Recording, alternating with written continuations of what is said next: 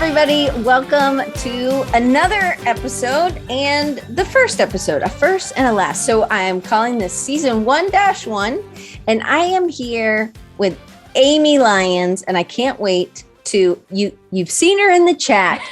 She has been one of the most regular attendees. I've known Amy. We met maybe in person, and then you came to Design Recharge. I'm not sure, but today we're calling it Design Recharge and Creatives Ignite because I'm doing a name change, and it'll be Creatives Ignite podcast soon. Whatever it is I do. But I'm changing names. Yay.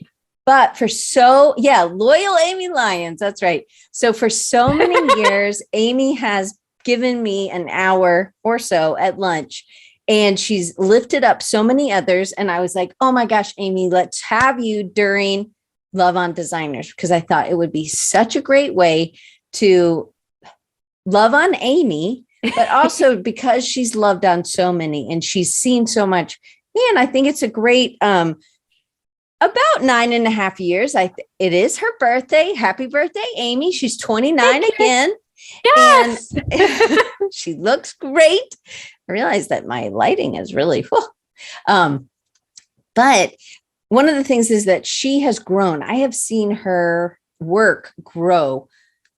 I mean, your business has grown, how confidence has grown over all those years. She's done other things that we're going to talk about community-wise, and things that she's done for her business and stuff for her job. I've seen her in 2 different jobs, and there's just so much. And this is one of the things I love about this community is that we get to know each other. And Adrian's here from Ireland. Yay. And somebody that's their number starts with a 327. I don't know who it is because it just says your number.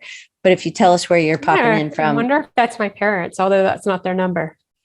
Yeah. And Brian Yon's here. And my mom's here. Brian Yon's in Virginia. Yay! My mom's in Athens, Georgia. Josh Gooch is in Charlotte, or outside of Charlotte. Paul, I was worried about you, buddy. I didn't know if you were just showing up today, but Paul is, just because he was usually here super early, but it's okay, Paul. We'll give you a grace here, buddy.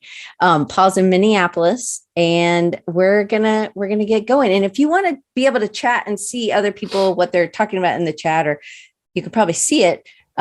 If you're new, you can just make sure you're the little blue thing next to it says everyone instead of hosts and panelists. Otherwise, it's just me and Amy that are going to see it. And it's way more fun if everybody else can see it. But we've got people from the UK, Ireland, and all throughout the United States and Canada. So Paula, I'm glad you're representing Canada today. Oh, and Spain. We've got Spain, right? Andres in Spain. Okay. So Amy, I wanted you to give them a little bit of your background, because you didn't start in design. You started in film, right? Or right. TV film. You want me to jump into my little deck because I talk about that? Okay. Yeah, and Costas is here. He's representing New York. We got people from all over. I'm so glad to see everybody. A little history about me. I've always been creative and enjoyed drawing and all kinds of crafting, photography, making gifts, making cards, etc. And here's some proof. I dug these up from over the years. Started as an illustration, and I made it. But anyways, so that's a little bit of my crafting history. And I started at Auburn University, War Eagle. As a psychology major, and I graduated with a bachelor's in arts and mass communications and psychology, which I have found to be actually really helpful as a designer. So that was a good call, even though it wasn't my intention. I did psychology as a secondary or non-official minor. It was a dual major. But I know, but I did it as a second. Oh, you did? Because I also find it very useful. Hey, look, there's me and you. Yes, it is. That's when we met in person in Creative South. And a little fun fact that we were at Auburn at the same time, even though we didn't know each other. This is when we met there in Creative South in 2015. So, and we're both vertically challenged. Yes, we are. So in that mass communications degree, I took that and I worked in television post-production for 11 years. I started at in Atlanta, and then I moved out to LA, and I did 7 years out in La La Land. And in around 2005, I realized that I was just really unhappy in my career, but I really didn't know what to do about it. And it took another 2 years or so until I figured out what I wanted to do. And I took about a roundabout way of figuring out that I wanted to pursue design. It was through a photography class that I took for fun, and then a black and white printing class, and then outside of school. Outside of school. It is where I end up going back to school to study design, but I just took them for fun. And then during that process, I was looking and figured out what I wanted to do. And then I recalled that I actually predicted it years ago when I had to first learn Photoshop for a job. And I was like, oh, this is so fun. I think I found my second career. And I was like, oh, I did. So in 2009, after I didn't finish school, but after studying for about a year and a half and doing self-study, I moved to Raleigh and started from LA. From LA. Mm-hmm. And I had no job lined up. I had no design experience, and I had no connections in Raleigh. So it was a slow start. Then why Raleigh? What was it about Raleigh? Well, I figured that as a designer, you can work from anywhere. The reason I moved to LA was really for the business. And I was looking for a place. I didn't want to move to another big city because I grew up in Atlanta, and that was a big city. And then to LA, to a big city, I'm like, I kind of want something smaller. Hey, Ellen. And something smaller, but I wanted it to feel like it had all the stuff of a big city that had, it had culture and IKEA. It does not have an IKEA. That was in Charlotte. We were supposed to get one. It didn't happen. It's a touchy subject. Okay. But yeah, it just kind of fulfilled everything on my list of things that I wanted in a city. So in kind of restarting my design career, starting a new career, I kind of just redesigned my whole life. And one of the things was, all right, where do I want to live? So, and I did want to move back to the East Coast so that I could be closer to my parents down in Georgia. So, but that takes a lot of guts to just move to a new city without a job, right? The second time I did it. So yeah, because I did the same thing when I moved from Atlanta to LA, except for I did know my brother, and I stayed on his sofa for 3 months. God love him. That's helpful. Yeah, Jen says that you were brave, and and Maura says you were courageous, and I absolutely agree. Thank you. And ballsy too, maybe. I think it's okay to say that. My mom will tell me later. Okay. During that time, when I was looking for work, I just continued to practice my skills and kept learning while I was looking. And eventually I found freelance work, which the first person to ever hire me to do any design work was another designer that I met through AIGA. And then I found a few contract jobs, and then I landed at a small agency for 6 years. In 2017, I joined Empire Properties and Empire Eats as their in-house designer, as Diane would call it, the lonely only. I'm still working there, and I love it. And I've had the opportunity to work on a variety of projects, which is, I feel kind of unusual in an in-house position, the amount of variety that I have, which just, I love it. So, and I've been able to use my illustration skills a lot. So that's been helpful. And here are some of those fun projects. Go slower a little bit here. So this is more recent, maybe in the last 2 years? This is before COVID. Yes. This Square Burger opened 2 years ago. So 2 years ago last August. Look at the illustrations, the icon. I just think this is the cutest. So you did the logo, plus you did these icons, and it has a real retro feel, which we know Barry will love because Barry loves retro. A lot of us love retro here, right? As do I. So this was a lot of fun to work on. And yeah, I did all the characters, which is something that's, my work and my practicing in illustration has really helped me be able to do stuff like that. So this was prior, I think Pizza Time's just turned 4, maybe. So I got to do all these different variations on that too. And then this is a like a kids menu for the oldest restaurant in Raleigh. And I made up the word scramble and the word search, and I made the whole maze. You did the maze? That's what I was just about to ask. Oh my gosh. Look at those cute chips. Yes, they're chips. And I like, everything with a smiley face. So that one was super fun. And wait, what typeface was that? Was that was that Colt? No, that's a Dorn. Oh. At the Laura Worthington, I think. And then the script is Voltage, and I can't remember what foundry that's from. Gotcha. Yes. And then these I did this past October for the restaurants to give out to kids on Halloween for coloring pages. And so in the center one, I was able to dress up some of our characters. I did not draw the pig, by the way. Right.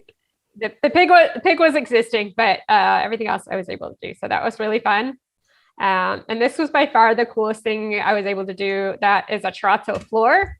And it is based on an illustration from an old program from like a commemorative event for the first telephone exchange in Raleigh.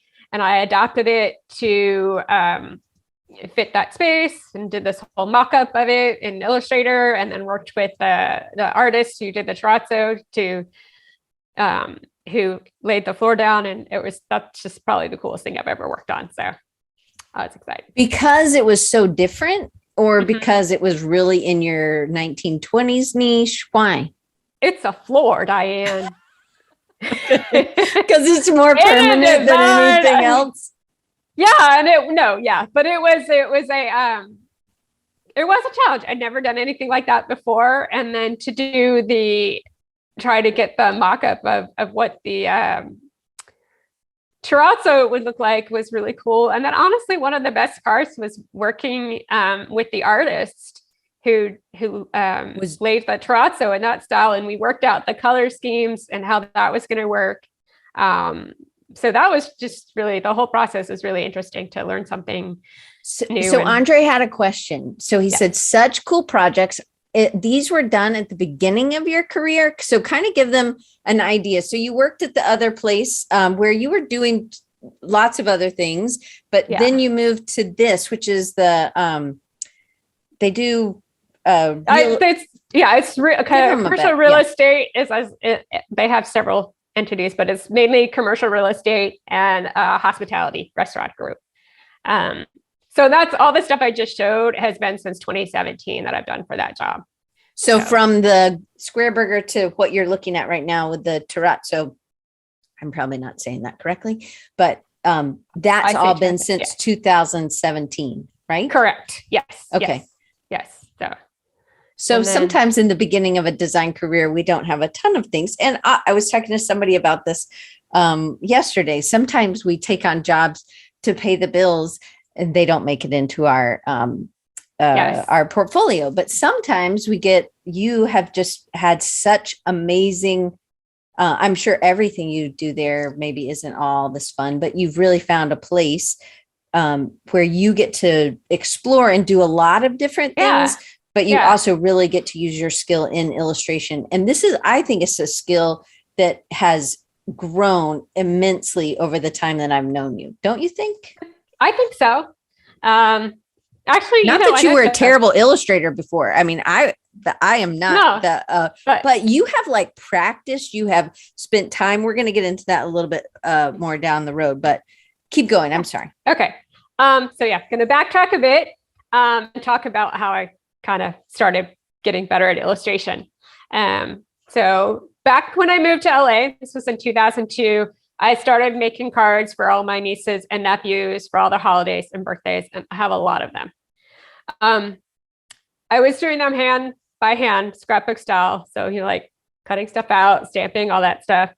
And I was doing individual ones for like each kid. It got time consuming when I went back to school to study design, and I was learning Illustrator. So I switched to drawing digitally, which was more fun. And I started doing that more, but I often felt limited by my capabilities, especially with character design. And because I'm designing so many of these cards, like every holiday, I got to figure out new ways to draw like those holiday themes and how many different times can I draw stuff for birthdays? So it gets, that was really kind of frustrating and one of the reasons for me wanting to practice more. And one thing I did in 2009, that was the year that I moved to Raleigh, I made Menagerie Matchup, which is a matching game for my niece. This was when she was 3. And I illustrated all these animals. Like, I think they're not that great now, but at the time I was kind of proud of them. And I don't know if you'll notice over here, Diane. Yeah. It guess sort of looks like Obby. That was my inspiration for that one. You did good. I've never seen him on all 4. So that's the mascot for where we both went to school. So. And I had to do that because my brother, which is my niece's father, went to Florida. So I had to be like, just stick that in there. But in 2016, I brought my iPad Pro pencil and the Procreate, and that's when I really started drawing more. I really liked having something to draw straight on that. And, I didn't have to erase all the time. I could like lower the opacity and draw on top and fix mistakes and all that stuff. How much would you practice? Like if you, in 2016, how many times a week were you pulling out your iPad to draw either at work or at home? I really have no idea. Was it like a daily thing or was it like? It was probably several times a week. Okay. I wouldn't say daily is kind of hard, but it was probably several times a week. Would you take it to work? Only when I knew if there was something that I wanted to, something illustrative that I wanted to work on that rather than paper. Mm-hmm. But I always doodle in the margins of my sketchbooks or at work and stuff, been doing that for years. So even if I wasn't like making a specific drawing for a specific purpose, I am trying to getting a little bit of practice in every day just by a little doodling. And I also started getting interested in lettering because I was like, oh, hey, I don't have to think of something to draw. I just got to think of a letter and draw it. So that's something I am still working on. But through my involvement with AIGA and Creative South and Design Recharge / Creatives Ignite, I've just met a lot of other creatives who are interested in the same things, and they offer advice and support and feedback. And that's really been helpful along the way. And I'm always gathering resources and just continue to learn and drawing and practicing because practice makes progress. Let's take a look, shall we? Please. Yeah. So this is a card on the left here in 2012 that I made for, I think, my nephew, maybe. So this is my first attempt at a bunch of animals after the Menagerie Matchup game. And I drew that monkey in 2016. And then my dandelion lion is 2019. So you see, I did these 2 were in Illustrator. This one and this one were in Illustrator, and then Procreate for the lion. So here are my rabbits for Easter. So, I love these. This is such a great progression to see too. Yeah. Wow. Yeah. There's character, there's personality, depth. Man, keep going. Thank you. So that first one is my little cartoon drawing of my niece. I can't remember what year that was. 5 or 6 years old. And then there's my character Herman I did in 2015. And this is my people series. So progression of people. And the bottom 2 are me trying to work out a mid-century modern type style because I love that era. And you'll recognize these, Diane. Ooh, these are from my Art Deco product that I made and put out 2021. This is some more people / birthday stuff. So obviously I have similar ideas that I carried out for some birthday cards, but I thought this was a great example of how I had one idea and how it's improved in 4 years.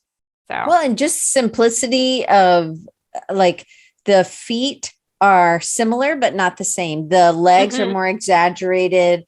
You're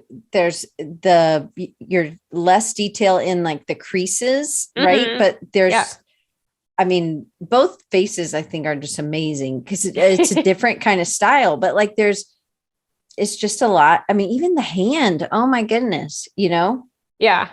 Hands are so hard. Oh, I know, but look at how it, like the first hand on the left is flat. So it's not as, it may be difficult, but whoa, the next hand, yikes. And you're using the moire, or I don't know. The halftones. The halftones with retro supply, maybe? Yes, of course, retro supply, Color Lab. And yeah, I do a lot of like, let's take a picture of my hand in this position. That's how I do hands. And so here is, I also draw mice a lot because they're cute. So there's one I did, I think that card was for my mom in 2014, and then a birthday card in 2018, and then one in 2019. I know that one was from my mom as well. So I like that progression. These were in 2018. This is, I was just like, let's draw an entire scene because I don't normally do that. And I was home for Christmas, so that was fun. This is some birthday cakes along years. These Wait, are go back for a second. Yeah. Those are really, I mean, actually think all of them are amazing, but it's amazing that you could do all those styles so well. Thank you. And these are two of my favorites. Cake. Oh man, for sure. And happy birthday to Amy. Today's her birthday. Thank you. Yeah, so I also draw a lot of dogs. So here's some progression with dogs. And then again, attempt at a theme. Yes, this was inspired by It's a Mystery Charlie Brown. So Snoopy as he's dressed up in a Sherlock Holmes outfit. Wait, I got to tell you. So Jen says, you're so humble, Amy. I had no idea how extensive your illustration work was. And absolutely. And what I love is that you were like, oh, I am only creating these characters. I'm not creating scenes. Like I only create like heads. So I need to create bodies, but we go in progression, slow steps, right? Yeah. But same thing. Then you're like, okay, I'm going to try the scene. And then the scenes keep getting, you're trying new things or you're learning things. So I can't wait. Yes. Andrew says incredible versatility. Oh, thank you. So here, like I said, I love the mid-century modern style. So those are based off of, and these are more of a, I don't know, painterly-ish. I don't know. Mm-hmm. It's kind of like the other style that I do. And again, more dogs. So here's St. Patrick's Day. That one in 2011 is kind of embarrassing, but I like it. I think it's cute. It's just a different style. Yeah. But it gets better. Like I love that one. Well, they're a little less stiff, right? Instead of like face front, like, they actually are doing other things, but it's still really good. Fabio says he loves them all. Thank you, Fabio. Yeah. So that's one thing that's improved is like a little bit of movement. Yeah. And Jen says they have more personality. Yes. More personality, a little more movement. Maura says, so inspiring. Thank you, Maura and Barry. I see your comment there. So this is Frankenstein through the years. That last one was for Retro Supply Sprite Ball. And I'm actually pretty proud of how that one came out. You aren't or are? I am. Oh, yeah, you should be. Yeah, I am because I don't normally draw scary type stuff. So right. But again, it's the shadows and the that's what I really was excited about, how the shading turned out. And the series over in that Fright. Oh, I'm going to show that series. Retro. Okay, never mind. Keep going. We'll get more. I have two series to show you, but here's my Santa Claus progression. So again, like they start to have more personality, and the one in the bottom center was like I tried to go like this old type of totally. I don't know what era, like it's like the 40s or yeah. And then this is the first series that I did, and this I did in Photoshop, and I called it my winter series. So again, just a lot of animals in the snow. And then this is some of the Frightfall series that I did. These are some of my favorites. A different style again for you. This was this was kind of and what I love is that you took, it was 31 days and you said, okay, I'm going to try something different in 31 days and you didn't give up and you kept trying, even though it wasn't your go-to or you were super confident maybe, but man, I mean, it was fun. It was fun to do. I mean, Halloween-y stuff is fun. I just usually always make it cute. And I still kind of made some of it cute, but this one, I feel like I learned a lot during those 31 days, just of like setting a process, like getting all of the like collecting some visual references for each prompt. And then like I use the symmetry tool in Procreate so that, I don't have to draw half of everything. And just sticking to a limited color palette, using that same background, all those things helped it go faster. And then I tried to do just more like quick strokes, like more organic instead of using that like auto shape thing that's in Procreate. And I'm really like pleased with some of the line work that came out of that. So, So Brian Yan said, whoa, the depth of styles is on the Halloween series is wild. Well done. And Doc said, the Wolfman is wonderful. Love how graphic it is. And Alex Mira is here too from Las Vegas. Yeah, that means a lot coming from you, Doc. You're a pretty talented artist. So this is the second set of stuff. The clown's kind of creepy, but totally. Speaking of Doc, that the coffin with the Grim Reaper, that was his suggestion when we were doing that prompt. It was on a creatoring drink and draw. And I was like, should I do a coffin or a Grim Reaper? And he said both. And I was like, okay. So that was that series. There's more to it. You can see on my Instagram if you want. But clowns are kind of creepy. I'm gonna put your Instagram link up right now too. Oh, thanks. So a little words of encouragement and things that I have learned along the way is that you're going to get frustrated. It's going to happen. So keep going, accept that it's part of the process, is the frustration. And progress takes time. So don't give up. Yeah, Doc's kind of okay at drawing. Take joy in the process.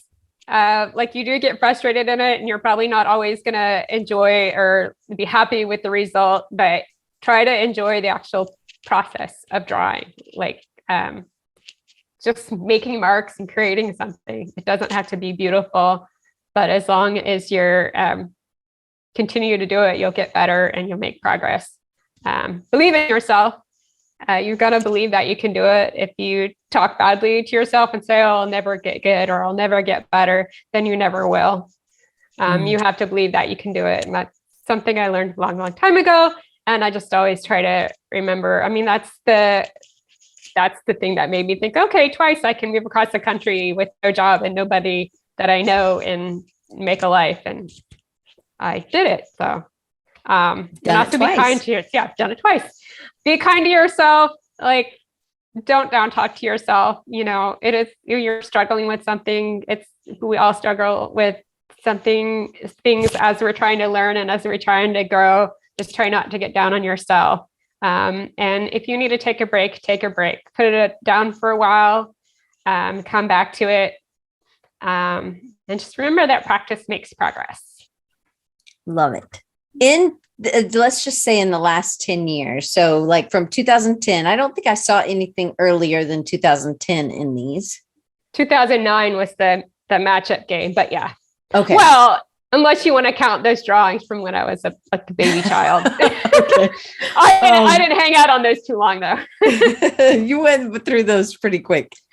So, but in those, you kind of touched a little bit on it. Are there any processes or systems that you put in place for maybe when you didn't feel as confident and when you were learning something? Or was it that you would go to Pinterest or you would look at things, or was there some sort of drawing prompt that you do? Or was there a few things that you tried that there was some things that really worked for you?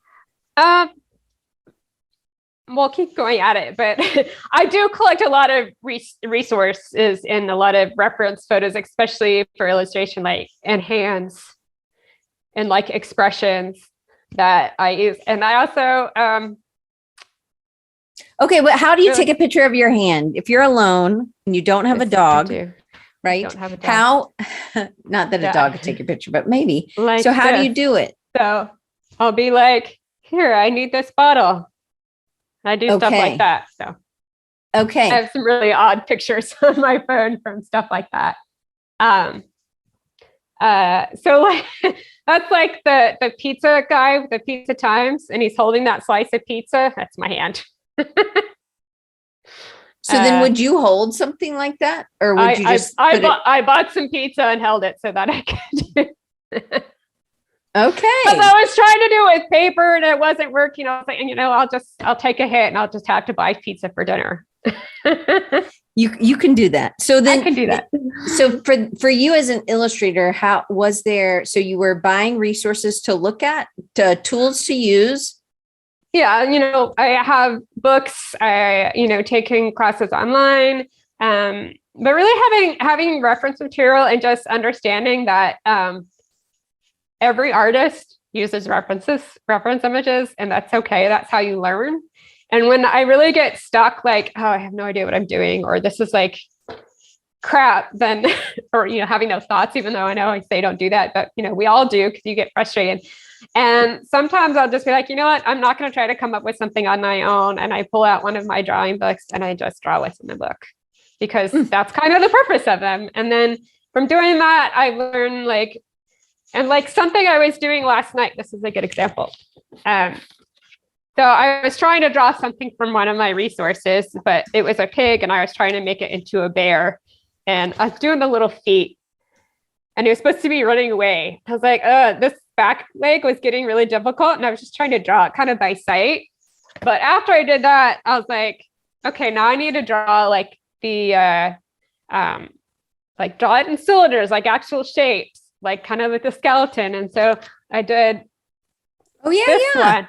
Yeah. So that one turned out a lot better when I do it that way. So a lot of it is just kind of remembering technique and then utilizing the technique. Because technically when you're drawing characters and stuff like that, you're supposed to, it's very helpful to do that, like the draw through and all that stuff.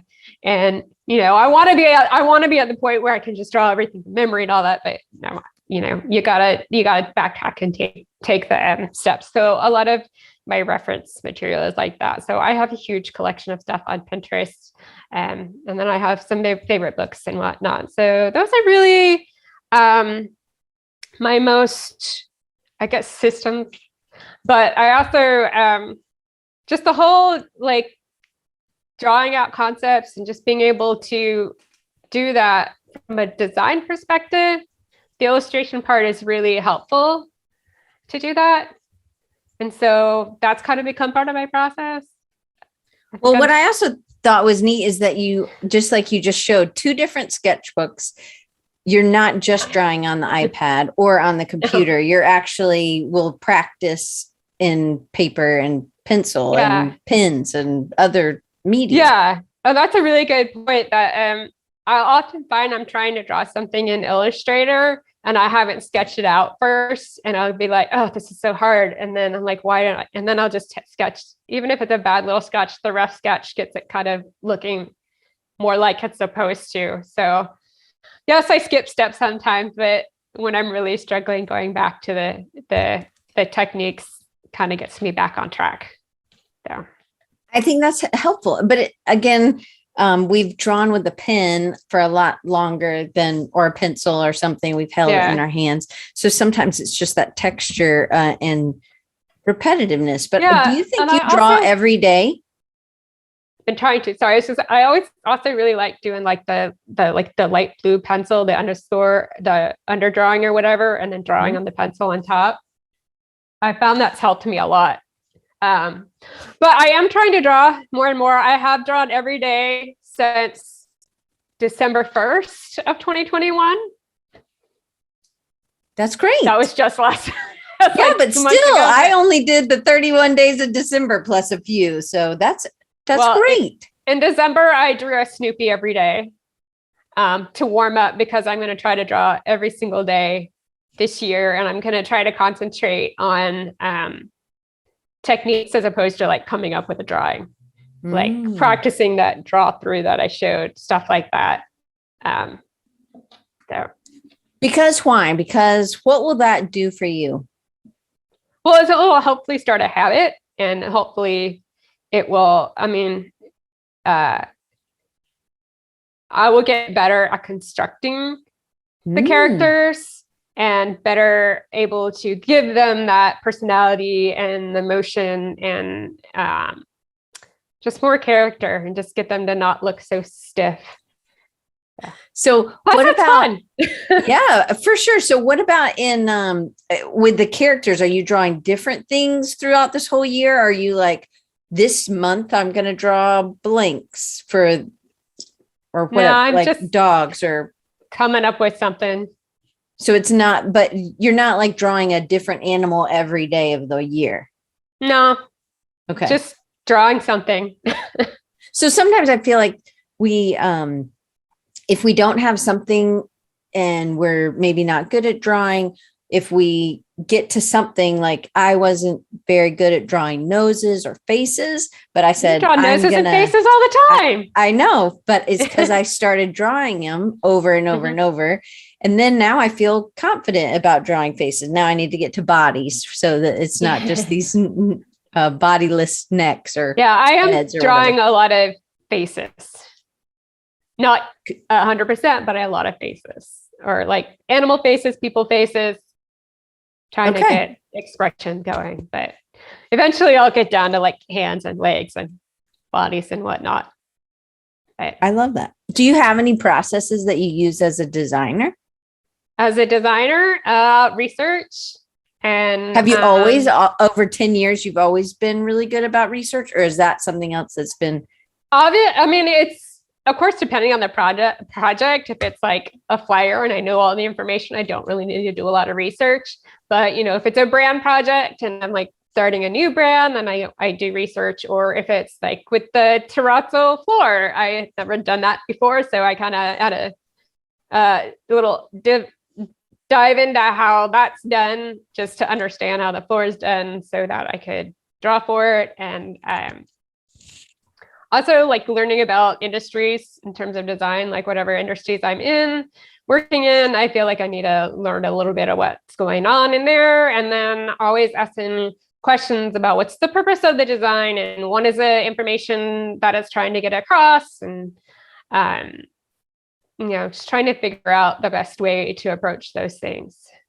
Love that. Okay. So in the last 30 days, which obviously you did Snoopy all over December. So yeah, but 30 days now is January. So in the last 30 days, have you been learning anything or working on any new habits related to your illustration? Just the daily drawing. On paper? Is it on always paper? on paper? Yeah, it's going to be on paper, because I have, I got 3 of these to last me the whole year. Because I think the one that you were using for your December one, I liked it. So I got 3 of these. And I really just like, gonna fill out a page a day. So I got doggies and faces. These are great, Amy. Yeah, these were copied from a book.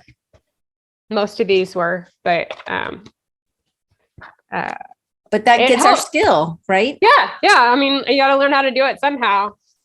Absolutely. And, that's kind of the point in doing that. This is not. Is more to just to go back and learn some of those skills that I never learned.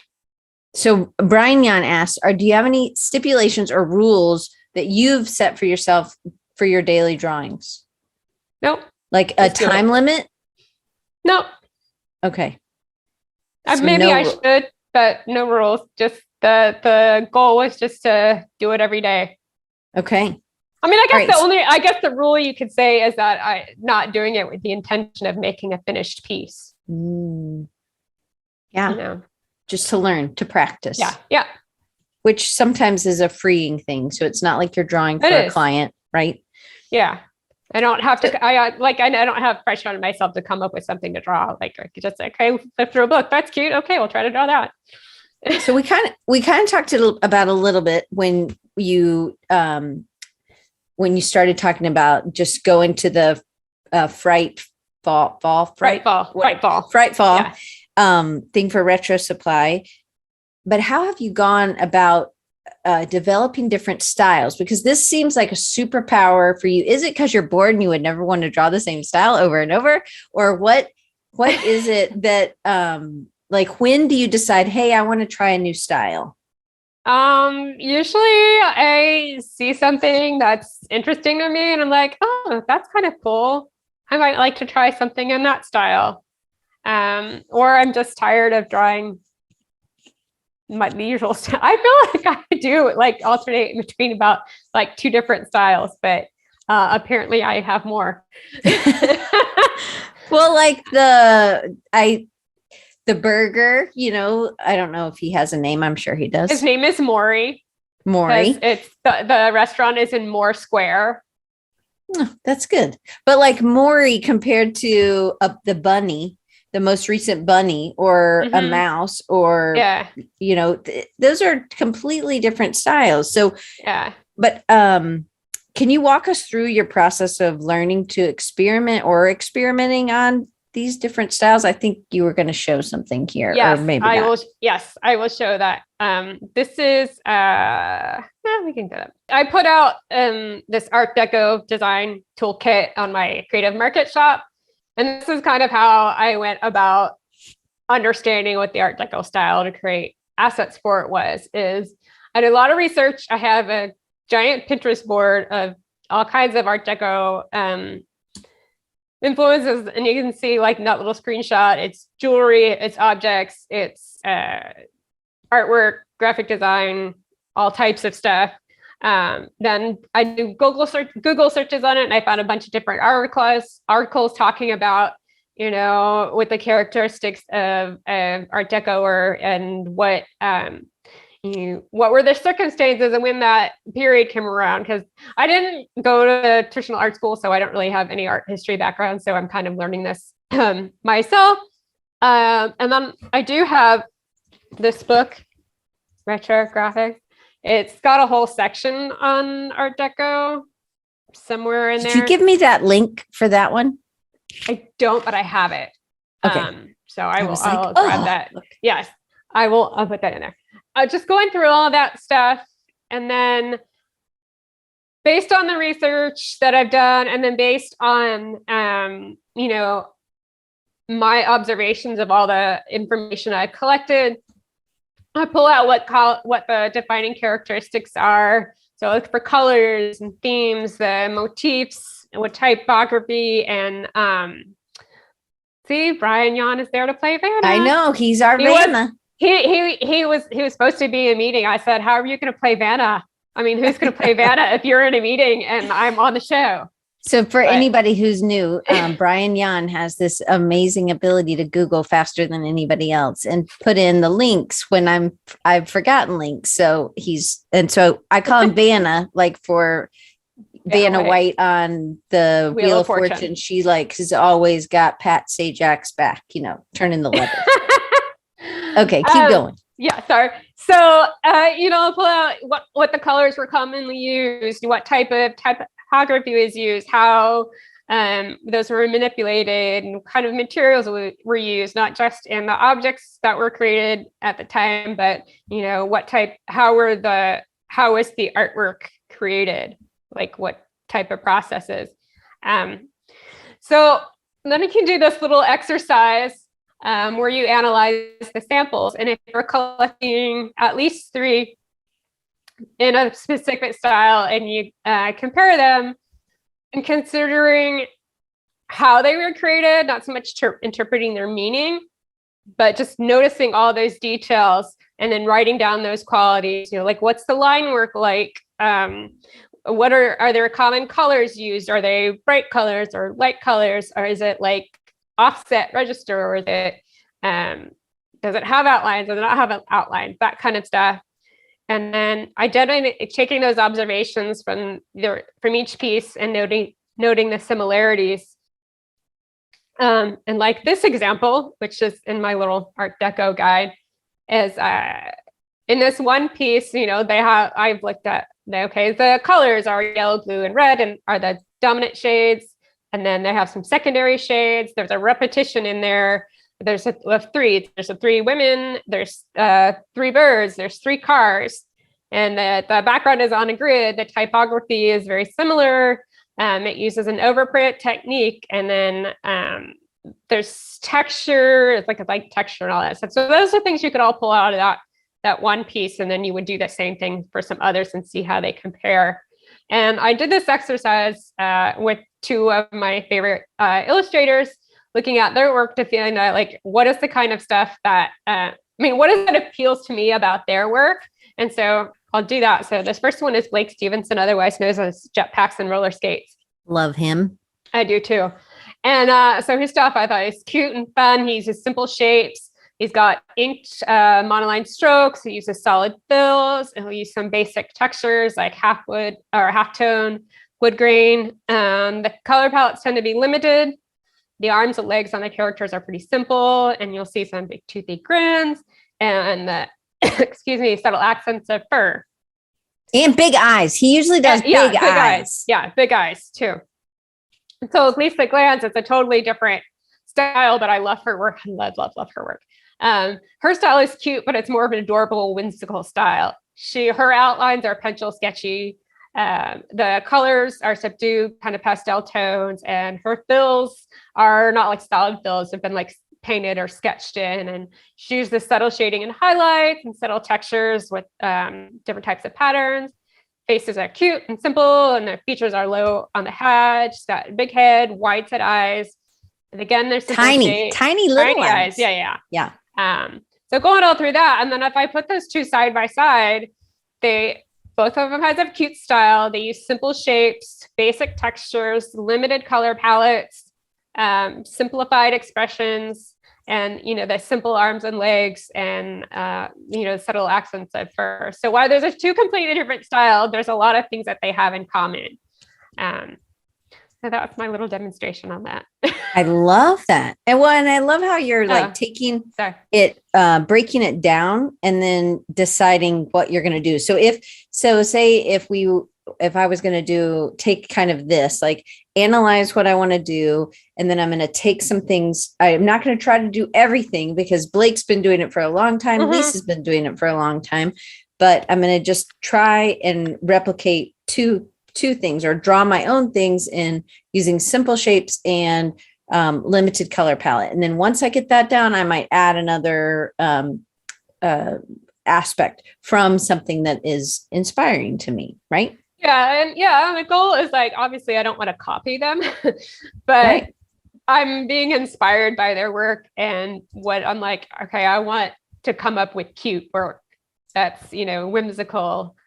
Then, these are things that I can do to make that, like I can give them, big eyes or small eyes and wide set, putting them low on the features low in their face definitely gives it that adorable little look. So those are some of the things I do when I'm trying to look at a style and analyze, discover it. Okay, so don't stop your share, because I think your next one, I'm going to copy these links. But yeah. I asked you about I wanted to ask you if there's a resource or that you would share with somebody who is a budding illustrator or that was trying to start doing more of this, that would help them get a jump start and maybe not get so frustrated, because I know that can be something for me I'll just give up easy. Yeah, you're going to get frustrated and you're going to want to give up. I say if I knew how to take the frustration out of it, I'd be a rich woman. But I think for me, if I had started out learning technique, especially with character design, that would have helped me. And so Christopher Hart has got a lot of great books, and I have some of them here, but I've taken a few classes on 21draw.com that I found really helpful. And then Ed Bill is a illustrator. He does mid-century modern style stuff. I think he's in Mexico. But he's got a course on Domestica that's great. And then there's I think Mads Berg does kind of art deco style stuff. And he's got a course on Domestica too. And so those courses I've taken on there are pretty good. Actually, they're really good. And I have a huge resource library on my Pinterest account. You do. She has like yeah. way a ton of followers and a ton of pins. So you should really check out Amy's Pinterest, which we have put. It's just for anybody. If you're watching on YouTube, all the links are down below. And if you're listening, you can always go to the website and hunt for this as well. But they will be below, so you don't have to search too far. Yeah, and so this is one of my favorite books. This is in the list there. And then this is Cartoon Modern. Christopher Hart has a ton of books. Alan says he loves Christopher Hart. Mm-hmm. I got this one, which is an old Preston Blair animation, because I wanted to learn more, to do action and, more expression. So I thought, hey, animation, people have to move. That would be a good resource. This one is a really, really, really good tune when it's very full of stuff. But this one has Silver Way? Yeah, the Silver Way. Yeah. Is the person's last name Silver? Yes, Stephen Silver. Oh. I think he did my dad always says the Gibbs way. The Gibbs way.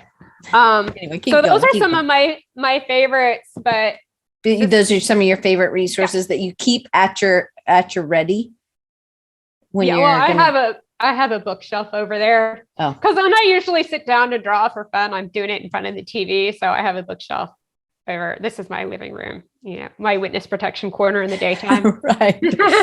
Costas says, well done, Amy. He has to go, but much love and happy birthday. Thank you, Costas. Okay. Thanks so next question. How have you used your illustration skills because a lot of times we would just draw something and not do anything with it. And especially maybe we get caught up with not feeling like we're very good at something. How have you used your illustration skills to create passive income? Can you tell us about your Creative Market? So I do. I have a shop on Creative Market where I sell some digital design assets. And usually those stem from I want a resource myself for some reason. So I make it and then I'm like, well, somebody might want to use it. So I'll put it up for sale. And with the Art Deco one, that was me wanting to work on a specific style.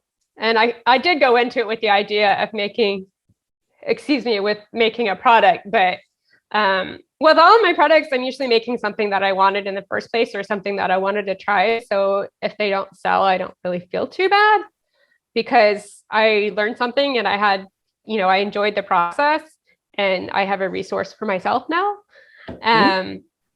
But it is nice when they sell. It's nice to have a little extra income coming in. But yeah, that's how I've gone about that. Okay, I love that. Okay, so we're here at the end. So I want to make, do you have anything else on your deck or can we see your pretty face bigger?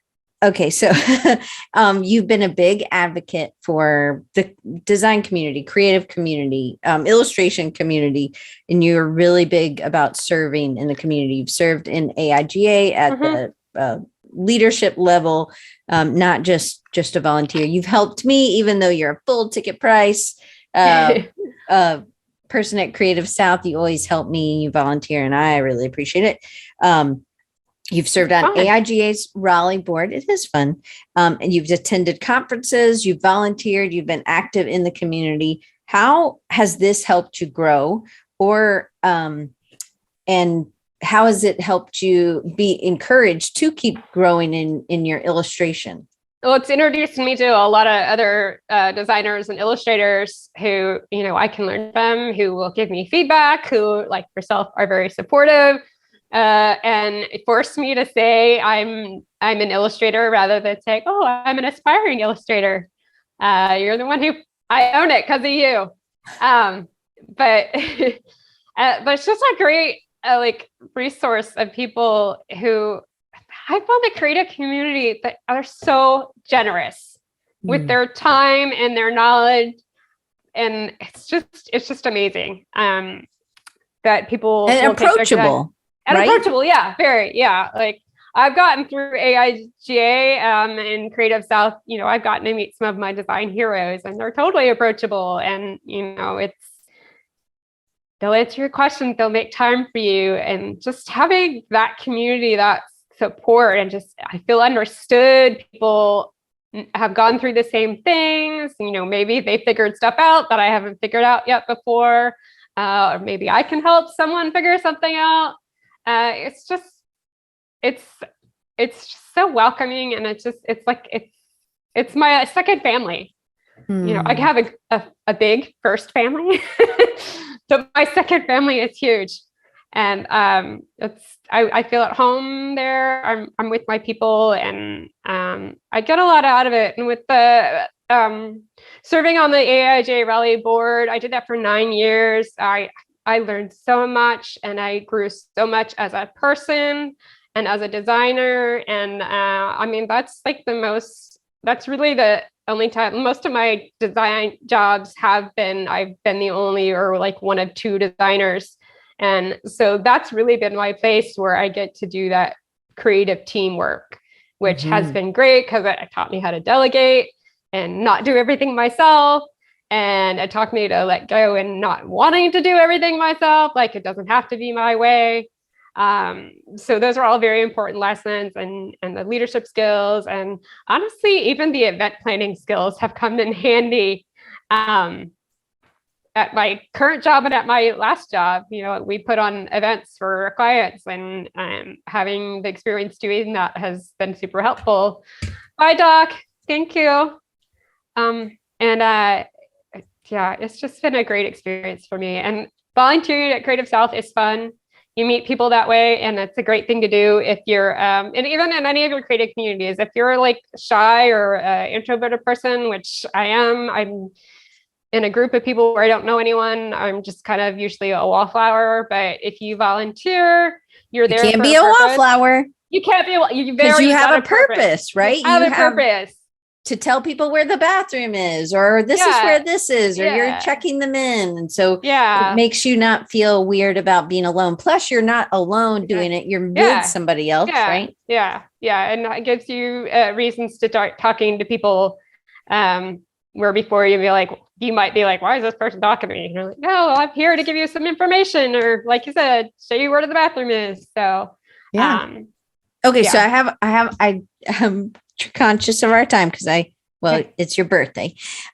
So you also have, and sometimes being in the creative community, you have gotten work from freelance work from other people, or even your old jobs have come back to get more freelance work. So you have been visible on social. You've recently just updated your website, which I'll put that in the chat. So that's something that else you've been working on, and you've been working on it for a while. So I'm really, really excited that you are finished or work. It's showable, right?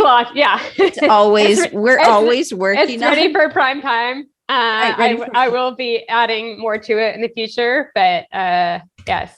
What was your question? So being in a community also helps us to partner up with people for anybody who's doing freelance, but it's also great for you who you have a full-time job. It's also helped you to move to another different full-time jobs.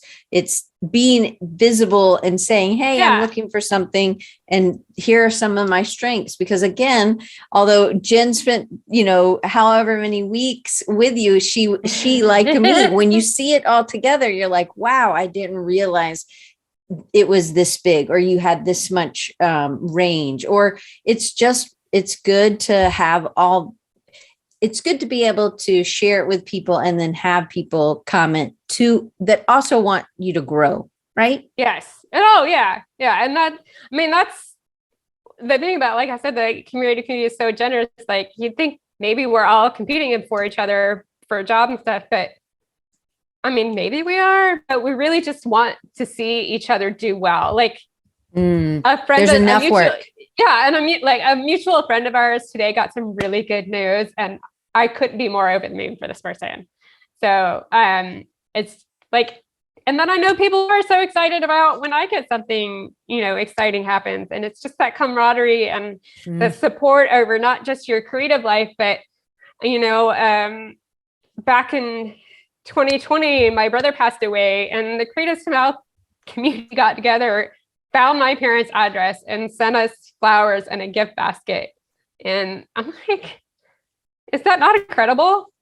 That's the type of community that people are just so generous with themselves, and just we're each other's cheerleaders.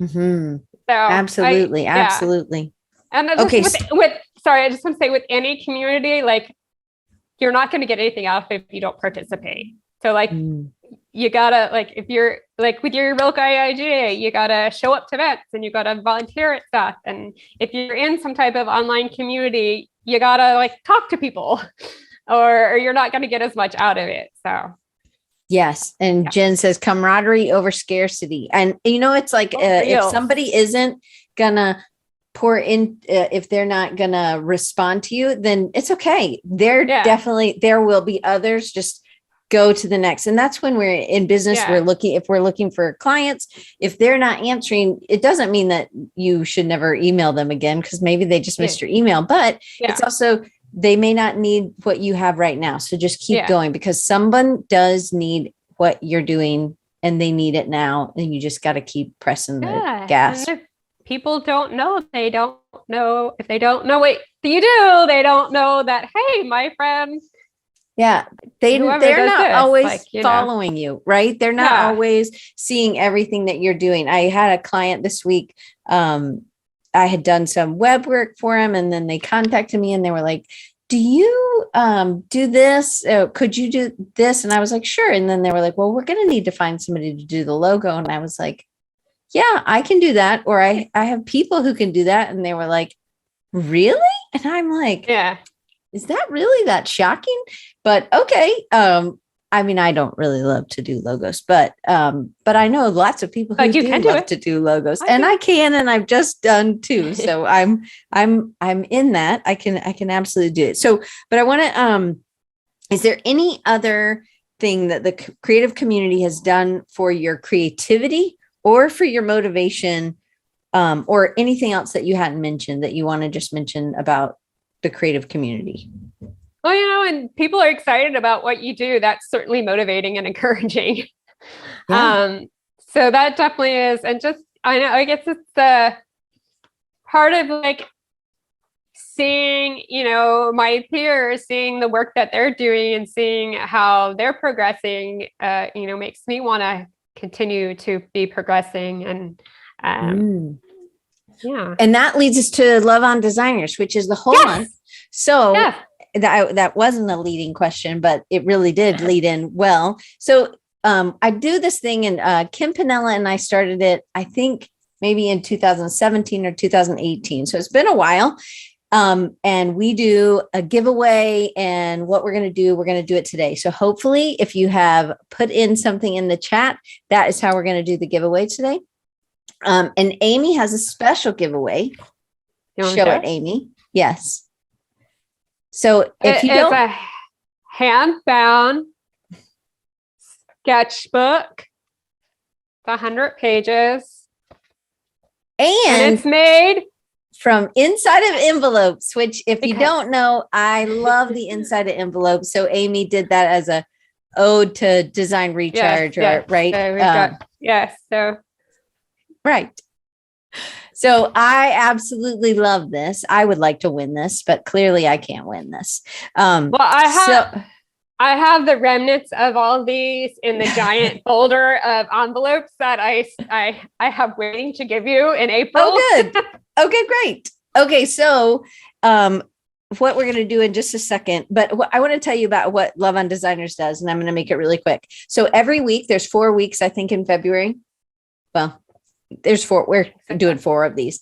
4 weeks in February. And I think, so week 1 is energize somebody else. So whatever that means, if you have a coworker, if you don't have a coworker, you're lonely only like Amy, then maybe it's doing something I went for a walk yesterday with a designer that I know. And then I didn't get coffee, but they got coffee yesterday with another designer. So do something that will, again, when you can pour into somebody, and maybe that's something physical, like we're physical. That sort of sounds bad, but you know what I mean?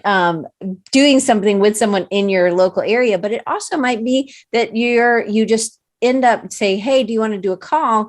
I just want to hear how things are going. And just, again, giving somebody a little bit of your time, whether it's 30 minutes or an hour, just that can mean the world to somebody, and that can really give them some energy. And January and February can be kind of like, lots of gray days. So this would be a really good thing. And if you do it, then just snap a screenshot of you and whoever, or take a picture and then use the hashtag love on designers.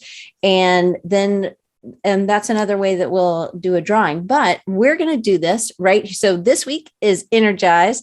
Let me go back to my thing. Red go for ahead. energy. Yeah, red for that's what I did. I have a pink jacket on. I took off. Next week is encourage, and so normally I would say you create a post, share an encouraging word. Social media specifically is great for this. So old-fashioned letter to somebody who has been killing it. A DM to one of your mentors, I think, would be great. Just encouraging them, because you never know. They may really be having a not great day. So it's great to reach out. Amy, I think you would love if this meant something to somebody, if they reached out to you and said, hey, I love this. This was amazing. And you've been amazing for the community. So again, if you see somebody growing, do that as well. So this week is Energize. Next week is Encourage. Week 3 is Recharge. It's a week you do something for yourself. And week 4 is Connect. So let's do this really quick. Amy, I am just scrolling. You tell me when to stop, and that will be our winner. You have to tell me when to stop, though. Stop. Okay. Hey, it's Maura. All right, Maura, Well, hey, Maura, happy early birthday. All right. Oh, she's not here anymore. So we'll let her know, since we know how to get in touch with her. And just Amy, thank you so much for spending your birthday with us. And is there anything next? What should we be looking for? Just the 365 thing that you're doing? I'm not really going to share that because it's kind of just for me. Okay. I do have a couple of Valentine's illustrations that I did for cards because I'm still doing the cards. So that'll be the next thing I put out. I'll probably end up putting more stuff on my revamped website. That's kind of it. Okay. Well, they can find. Yeah. Go ahead. Oh no, I haven't really decided what my next big personal project will be. So I'm just figuring out and having fun and trying to draw and learn, and this has been so much fun. Yes, that's a great way to spend my birthday. So thank you.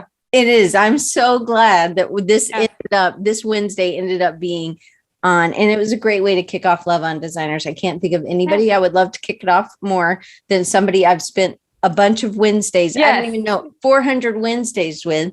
So I'm very thankful. So I just hope you guys will use the hashtag love on some designers, illustrators, whatever.